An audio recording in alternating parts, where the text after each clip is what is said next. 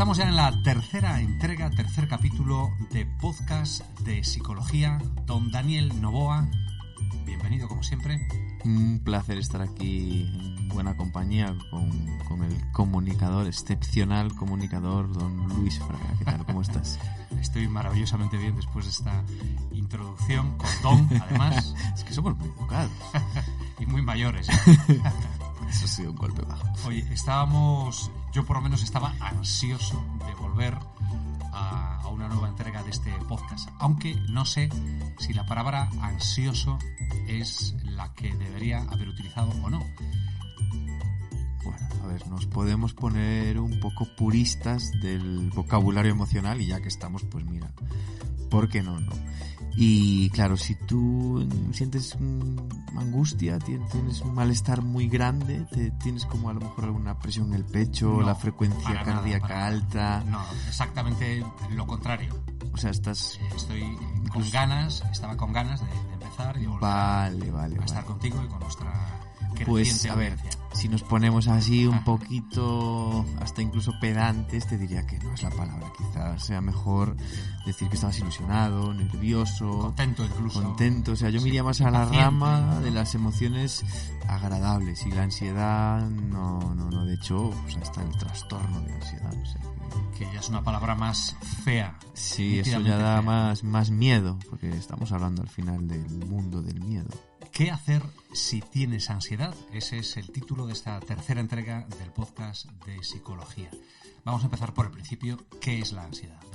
Pues como decíamos aquí ahora un poquito, pues tiene que ver sobre todo con sentirse bastante mal. O sea, si algo caracteriza la ansiedad es que es muy desagradable. Una anécdota que siempre me viene a la cabeza es cuando alguien duda de si ha tenido ansiedad, es que no la ha tenido. Porque si la tuviste, te acuerdas.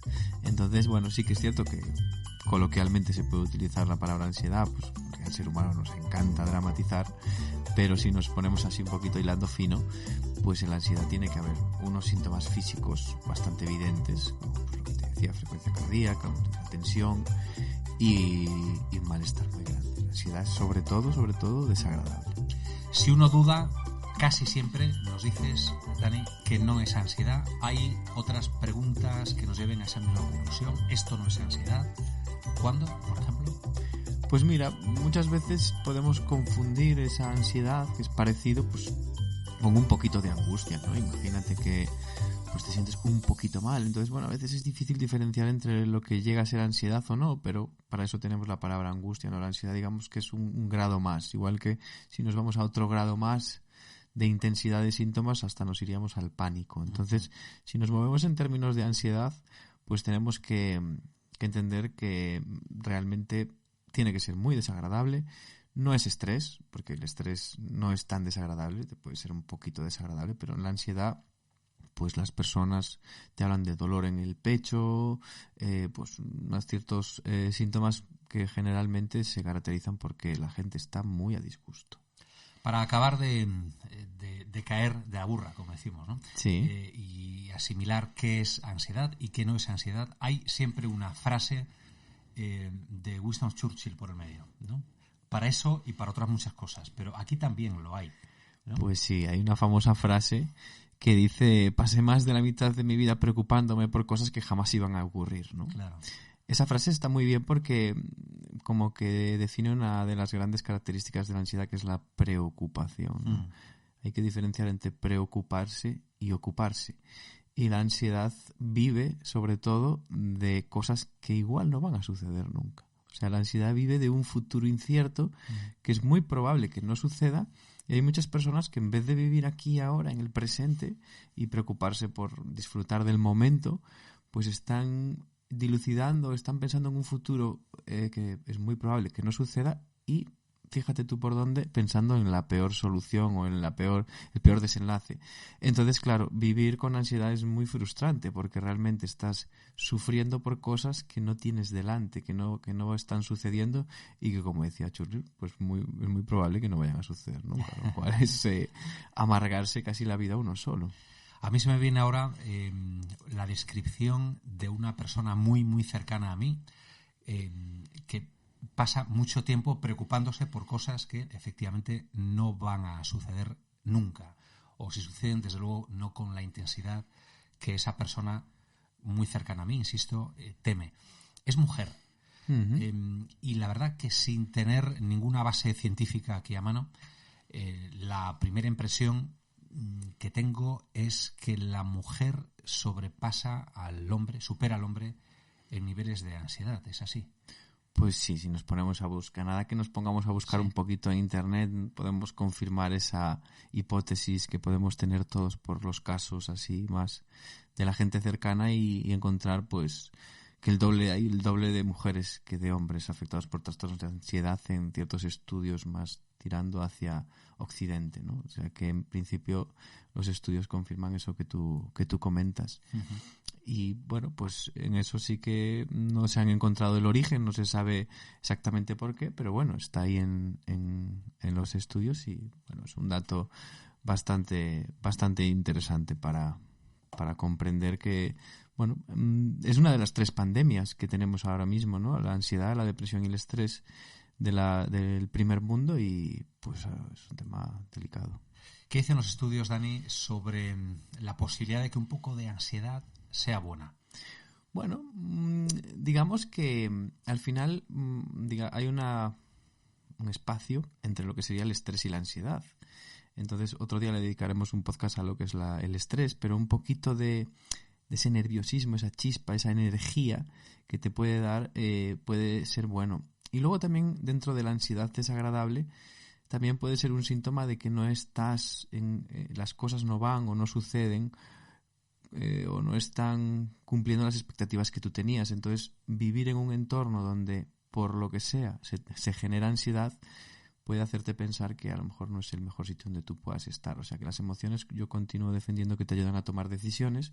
Y en este caso creo que la ansiedad es de las menos interesantes de todas. O sea, si hubiera que eliminar alguna, yo quizás me inclinaría por la ansiedad, pero alguna cosita interesante también nos dice. Y nos habla de peligros, nos habla de que la intuición hacia el peligro nos está ayudando. Pero no olvidemos que al final la ansiedad vive de nuestra cabeza, ¿eh? Esto hay que tenerlo muy claro. La ansiedad no vive de encontrarte con una araña o de estar en unas alturas.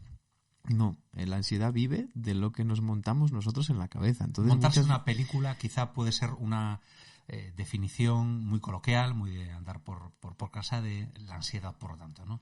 Inicialmente sí, ojo, que luego uno puede generalizar esa ansiedad y de repente aparecer en contextos que no sabe muy bien por qué, pero ese origen, o sea, la ansiedad por definición vive de nuestros pensamientos. Entonces ahí sí que es donde tenemos más juego para intentar librarnos de ella. ¿Qué síntomas presenta una persona ansiosa? Pues sobre todo intranquilidad y una descripción de que está muy mal. Incluso al principio de todo describen mucho el tema de como que se van a morir, piensan que se van a morir, pero es tan desagradable y nunca has sufrido una emoción así que es como el propio miedo que te genera sentir ese miedo. Es como una bola, ¿no? Es el pez que se muerde la cola. Tengo miedo porque estoy teniendo miedo y nunca tuve tanto miedo y además me sube la frecuencia cardíaca y además pues a lo mejor siento aquí una presión en el pecho o a lo mejor me mareo porque hay algunos síntomas que son diferentes y eso me asusta esto que está tan raro que me está pasando. Entonces las primeras veces que te pasa eso, sobre todo la primera, pues marca mucho y eso después te puede sensibilizar. Y una vez te has sensibilizado a eso, a nada que te acerques algo parecido a lo que te pasó, puede desencadenar otra vez. Entonces, bueno, es un poco engorrosa la ansiedad. Una persona que nos está escuchando se identifica con lo que, Dani, estás contando. ¿Qué puede hacer para llevar mejor el hecho de ser una persona pues más o menos ansiosa? Bueno, puede ser, lo de ser una persona más o menos ansiosa es complicado, ¿no? Porque yo quiero pensar o me gusta pensar que el contexto juega un papel fundamental y entonces tratamos de cambiar el contexto y entonces la persona ya no sufre esa ansiedad. Entonces, por ahí podemos trabajar. También sucede que una de las cosas más básicas que podemos entender con la ansiedad es qué hago cuando me da ansiedad, ¿no? Una cosa que puedes ver en películas y en series, ¿no? Es esto de te calmas y respiras, ¿no? Eso, bueno, puede tener su razón de ser, pero generalmente cuando tú tienes ansiedad generas cortisol, que es una de las hormonas asociadas al estrés, Y una de las cosas que te puede ayudar a no asustarte tanto es descargar físicamente esa energía sobrante que tienes para escapar de ese mamut que está solo en tu cabeza. Entonces, pues una cosa muy recomendable es encontrar ese equilibrio, pues tratando de liberar esa energía. ¿Qué significa a nivel práctico? Darte un paseo, ¿no? O sea, tú empiezas a sentir ansiedad y en vez de sentarte en el sofá y empezar a contar hasta 10 y intentar llevar la mente a donde sea, que eso es muy difícil, puede ser efectivo, pero es muy difícil, yo soy más de ir a lo fácil. Y lo fácil es ponerte unas zapatillas, irte a pasear o incluso, pues si tienes una intensidad más alta, no yendo al origen, que eso sería lo ideal, pues para paliar los síntomas, pantalón, camiseta, cascos, a correr, ducha caliente después y bueno, estás nuevo y generas control, como que te pierdes ese miedo a ese monstruo que es la ansiedad porque ya tienes una herramienta y eso te tranquiliza. Y lo mejor que puedes hacer con la ansiedad es tranquilizarte. Ahora bien, si la cosa ya se pone más fea, ya el tema se pone más delicado. Eso es algo que debemos hacer y de hecho lo recomendamos en el podcast de psicología. ¿Y qué no debemos hacer? Nunca, en ningún caso. Bueno, yo una de las cosas que no recomendaría hacer casi en ningún caso sería pues lo que decía un poquito antes, ¿no? Sentarme, tumbarme e intentar calmarme. Porque claro, tú imagínate, tumbado vas a notar el latido del corazón mucho más intenso. Si no hay ruidos vas a notar todas las reacciones fisiológicas de tu cuerpo, las vas a notar mucho. Entonces, todo eso te puede asustar más. Entonces, yo trataría de hacer todo lo contrario, que es camuflar todos esos síntomas, pues eso, con un deporte. Si subes tu frecuencia cardíaca haciendo deporte, pues de alguna manera vas a camuflar ese síntoma de frecuencia cardíaca. Si además voy con música y voy respirando a una frecuencia alta, pues esa respiración camufla la otra.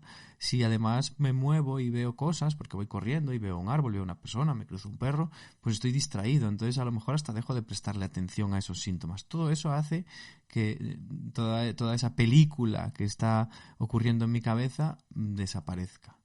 Y además, si aún por encima le sumamos a eso las endorfinas de hacer deporte, genial.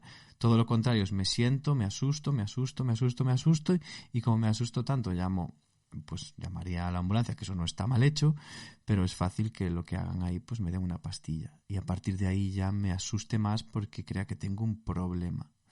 Y eso, bueno, pues no digo que sea malo, malísimo, pero yo tiro más hacia otras soluciones más fisiológicas. Lo de toma la pastilla me da pie a hacerte la siguiente pregunta. ¿Cómo gestiona la sanidad pública, los profesionales, el sistema en sí, esto de la ansiedad? Pues es un poco triste, la verdad, pero es así, ¿no? Yo no estoy en contra de la medicación, ni mucho menos sería una locura por mi parte, pero sí estoy en contra del uso irresponsable de la medicación. Y en la sanidad pública, pues de unos años para aquí se ha habilitado a los médicos, bueno, conocidos como médicos de familia, a recetar ansiolíticos y antidepresivos. Entonces, si tú vas a tu médico de cabecera con síntomas de ansiedad, pues básicamente lo que te va a hacer, a salvo que encuentres a una persona autodidacta que trata de formarse en otro tipo de intervenciones, pues lo que va a tratar de hacer es darte un ansiolítico y esperar a que te pasen. No creo que invierta su tiempo o que en 5 minutos le dé tiempo a encontrar el origen de esa ansiedad y a darte diferentes herramientas que te ayuden a descargar física y psicológicamente eso, o incluso ir al origen, que puede ser tu trabajo o una pareja o una persona de tu entorno que te está generando o que estés generando esa sensación. Entonces, la sanidad pública con mucho cuidado, porque la tristeza y la ansiedad la despachan con mucha facilidad y eso puede ser un poquito peligroso. Imagino que se da el debate. Tal como yo tengo esta duda o esta inquietud, ¿hay ese debate entre los profesionales? Sí, o sea, hay un debate, más que un debate con respecto a la intervención más favorable, en eso no. Sí puede haber debate en cómo podríamos solucionar este problema, pero yo creo que no hay ningún facultativo, ningún médico que, leyendo un poco sobre los protocolos y lo que la ciencia ha demostrado que es eficaz, esté en contra de una psicoterapia para afrontar una ansiedad. Lo que pasa que ellos mismos te pueden reconocer que esa psicoterapia, si no te la puedes pagar, pues entonces lo que tienes que hacer, o lo mejor que puedes hacer, es tomar un ansiolítico. Bueno, eso puedo hasta estar yo de acuerdo, pero seamos honestos y digamos a la gente que el tratamiento de primera elección que los manuales pues recomiendan es una psicoterapia. Entonces, bueno, en eso aquí tenemos que defender pues un poquito lo que dice la ciencia, vaya. 15 minutos, tiempo en el que seguramente te hemos acompañado en una rutina, quizá un paseo para superar la ansiedad, Sí, quizá te has puesto las maravilloso. zapatillas Sí. y bueno, problemas más o menos resueltos, seguramente, ¿no? Bueno, no sé si resuelto, pero te Quizá lo sorprendería. tienes un poquito más claro. Te sorprendería a la partir cantidad de problemas de ansiedad que se resuelven con paseos. Con paseos de media hora todos los días. No te hablo de ir a correr, hacer 7 kilómetros. No. Paseando todos un poquito los de días. luz, Un poquito de luz, cruzarte esté con gente. bueno, Si el cruzarte paseo con ya es gente. por la naturaleza, ya no te cuento. O sea, al final, a veces somos los humanos los que creamos un contexto insano. Y luego, cuando en un contexto insano, lo normal es no estar sano. Hasta aquí la tercera entrega del podcast de psicología. ¿Qué hacer si tienes ansiedad? Ha sido el tercer capítulo. Y el cuarto será, Dani, sobre... Pues en el cuarto vamos a hablar de cabrearnos. Ya, Sobre todo de cabrearnos. ¿Qué podemos hacer si la ira nos trae problemas? Que igual no es tan común como la ansiedad, pero a veces también puede ser complicado. E incluso algún truco para gestionar ahí a los amiguetes a los amigos que están todo que el se día de muestran cascarrabias. Sí, hay mucho. Si tienes algún otro tema de interés o quieres comentarnos cualquier cosa, plantearnos cualquier posible idea, humo, así como suena, @podcastdepsicología.com. Ese es nuestro correo. Totalmente. Volvemos muy prontito. Aquí. Hasta luego.